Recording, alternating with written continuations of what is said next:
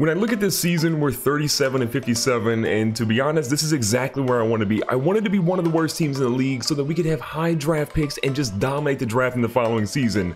But let's go ahead and look at our standings to see just how bad we actually are. Now, the easiest way to check and see where we rank is to look at the National League. Now, the Dodgers and the Cardinals are the top two teams in the National League, but the Cubs, the Giants are also there, and then if you scroll all the way down to the bottom, we are the worst team in the National League. But are we the worst team in the entire MLB? Well, let's look at the American League and find out. In the American League, your top two teams outside of the wild card are the Yankees and the Indians. The Red Sox and the Orioles are at the top of the wild card. And let's see how bad we are. So the good news is the White Sox actually have a significantly worse record than we do, but I think it's time we try and make a trade or so, get us another player that's again young, can be a talented young player in this roster, and get us a couple extra W's, but as long as we finish in the bottom 5 of the league, I'm perfectly fine with that. If you guys are paying attention to real life baseball, you saw that Sean Manaea pitched a gem. Now he's 26 years of age, he's an A potential, he's an 80 overall right now.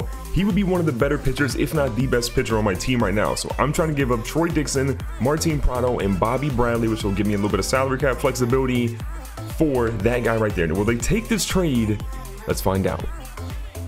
They want a little bit more value. Okay, so we're close, but not quite there. I went back to the drawing board and I figured out how to get this trade to actually work. Now, I had to go and drop Martin Prado off, the trade, and we'll try to trade him next because I need to get his salary off the books. But basically, we're trading Bobby Bradley, Troy Dixon, both of those guys were there previously, and then Magneuris Sierra, who a lot of you guys might say, don't trade him, he's young and he's talented. But I have both Monty Harrison above him and Esteban Florial. Florial's a stud. He's already in the majors right now. Like, he got called up because of an injury, so because we already have those two guys ahead of him, we're going to trade Sierra and we're going to get ourselves a top-notch pitcher that's still young, a lot of cap flexibility with only $1 million for his salary. Let's see if they take the trade.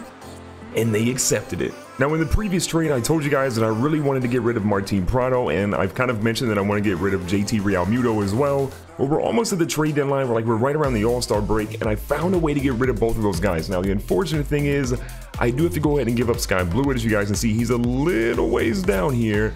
I think the guy has some potential. He is a big, tall pitcher with decent stamina, but I'm willing to get rid of him if I can get rid of Prado and Realmuto. Now, again, we're taking a little bit of cash flow. But look at who I'm getting. I'm getting Mike Zunino, who for some reason is in the minors, and I'm 100% happy to get a 27-year-old catcher that's a 76 overall.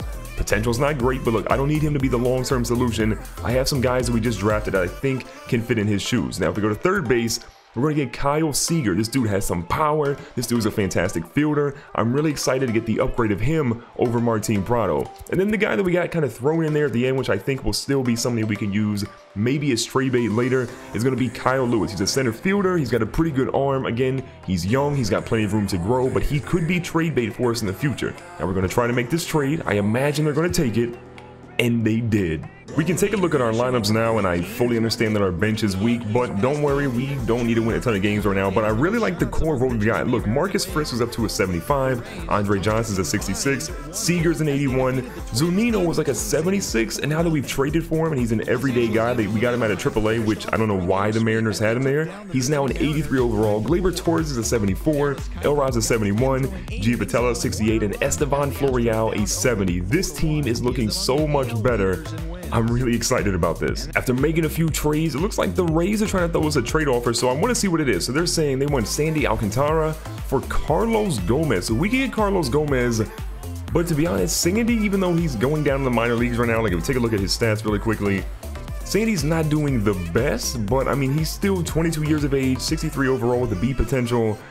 This trade doesn't make any sense to me, so I'm gonna go ahead and pass on this one. Now, don't think we're the only team making trades out here. The Orioles have actually acquired Felipe Rivero from the Pirates in exchange for Engel Vielma and DL Hall. So it seems like a decent overall haul for them, getting younger players, but Rivero should bolster their bullpen pretty quickly, and he's only 26 years of age. And speaking of trades again, the Angels have actually reached out wanting to do a trade. Now, will it be worth our time? They want Zunino for Parker Bridwell. I'm gonna be perfectly honest, Parker Bridwell, unless you're like a diamond in the rough, I don't think we're actually going to trade for it. Now, he is 26, he's a B, and he's 73 overall, but Zunino has been good for us so far, and he's our highest overall player, so You need to throw a lot more at us if you want that guy.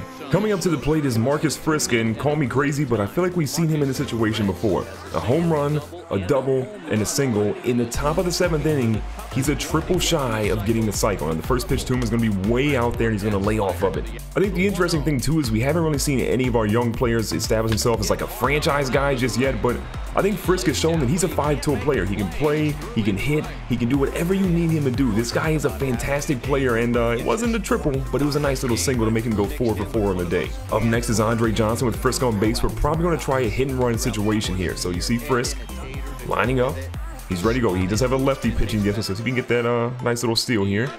Guy lifts his leg. Frisk is long gone. He's going to try to slide in here. Goes to the outside of the bag, and he swipes that one easy. Kyle Seager comes up now with a single and an RBI on the day. Now, Andre Johnson did strike out if you guys were wondering, but again, Frisk is ready to go for a stolen base. Now, a little bit of a late jump here. You're going to see him try to get out.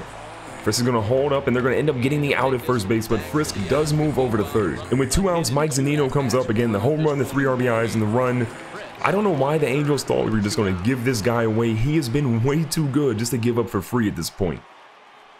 Now pitching goes into Zunino. He's going to hit one down the third base line, and Frisk is going to score. Zunino should have at least a double on that one. A nice play overall, and we've extended our lead to 6 runs. Now here we go. The home run, the double, the 2 singles. Frisk is 4 for 4 on the day.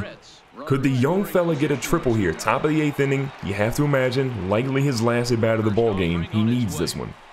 First pitch is a slider down low. If you're Frisk, you probably want to look for something kind of medium to high in the zone to try to drive. Now he finds that there. He hits one. This one's going back. This is going deep. It's going to be foul, and it's not going to be caught by the right fielder. Frisk has now worked his way into a 1-2 count, so you got to protect the plate. Anything close, you know the deal. You got to swing.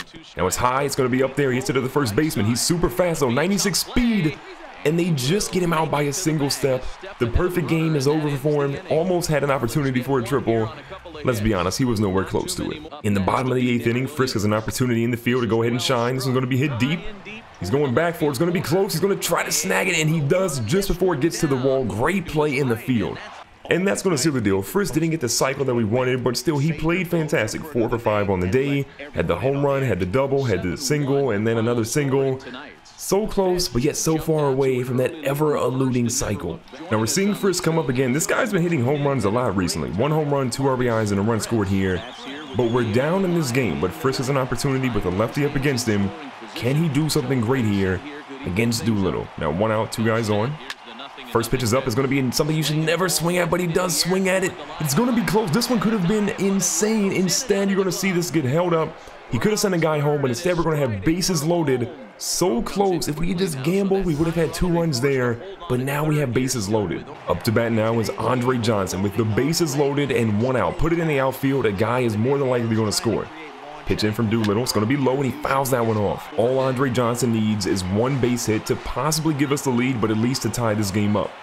Now with the 0-1 count, Doolittle comes in again. It's going to be high. It's going to be put out to right field again. We've seen back-to-back hits to right field. We're going to send 2 guys home here. Johnson's going to get not 1, but 2 RBIs, and we have taken the lead in the top of the 9th inning. Now you're going to see him bring in Brandon Kinsler now, 3 for 5. Fantastic ERA, wins and loss record.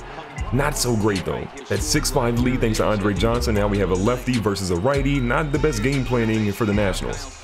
First pitch is going to be low. Kyle Seager's ready to try to close this one out for his team here. Can he add to the stats though? It's going to be there. He's going to poke one up high. The center fielder's going to run in. That's not going to move anybody, and the center fielder's going to snag it to make the 2nd out of the inning. Now the gem that we got earlier is Mike Zunino. As you guys have seen, he has been a stud for the squad so far, and he's proving it again, being 2 for 4 on the day. So here we go. Got a righty on a righty. Guys on first and second base. 2 outs. What can you do for us right here? Now he's waiting on the pitch from Kinsler.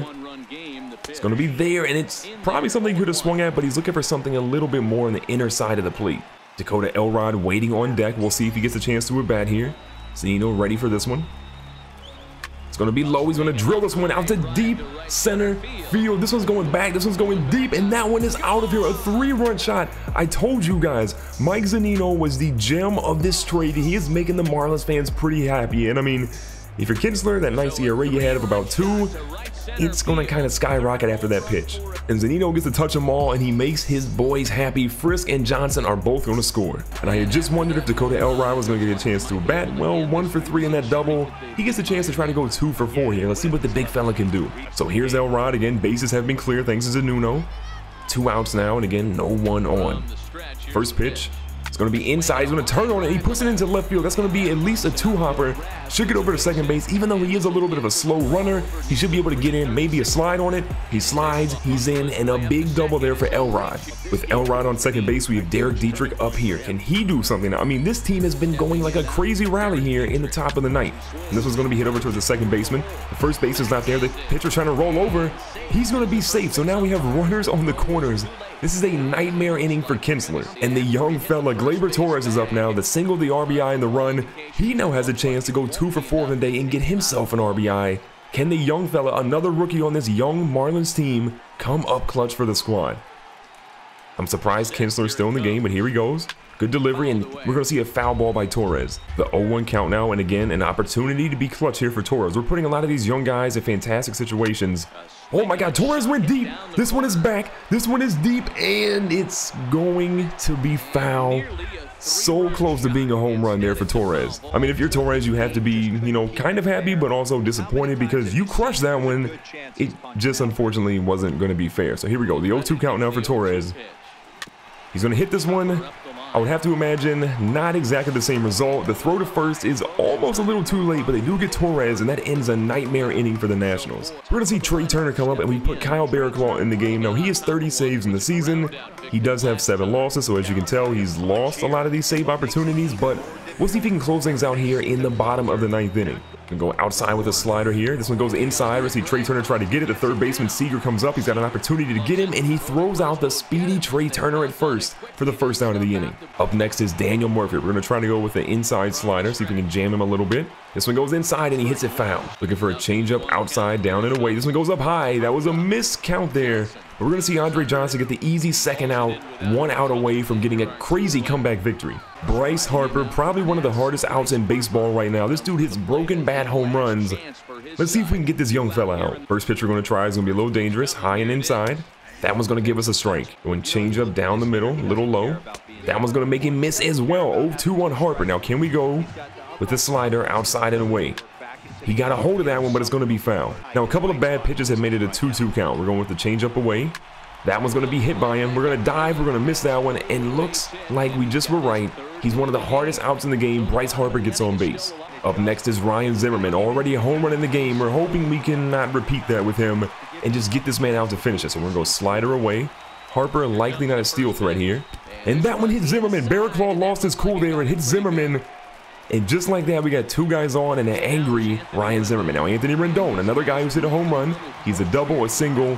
He's a triple away from the cycle. This guy's motivated right now. Can we get him out? But before we do anything, let's do a quick little mound visit. Let's make sure we get some confidence up here for Kyle Barraclough. He needs to do a little bit better. Then we're going to try and go fastball up and away. That one's going to land for the first strike. 98 miles an hour. Barraclough has really good stuff. He's having some control issues right now. Now we're going to see a foul ball there on that one. So Rendon already has 2 strikes. We're going to play a little bit with a slider here. The slider goes inside. That's not where we wanted it, and we just got a lot of trouble. Not 1, but I believe 2 runs are probably going to score here. We're going to try and get it in. Rendon is not going to get the triple. We're not going to get the guy out at home, so we go to third instead. Oh boy, this has got a little close. We're going to warm up a righty in the bullpen, and I have to imagine this is the last pitcher, or the last at bat that we're going to see Barraclough face, because right now you've given up 2 runs. You've hit a guy. We can't really allow you to do that again. Now Taylor takes his first strike there to make it 1-1 on the game. We're trying to go slider away. Didn't work for us last time, but this time we get him to actually swing. So a good pitch there to make him swing. 2 strikes on Michael Taylor. Now we're going to go try and go change up away. We got him a swing, and he missed. Barraclough made that one a little dicey. We gave up 2 runs there, so his ERA isn't the greatest. But we're going to walk out of here with a W. Well played overall by the Marlins. Offensively, we were studs. Defensively and pitching, we've got some work to do. But again, we're a young squad, doing young things, doing great things, and I'm happy with the result.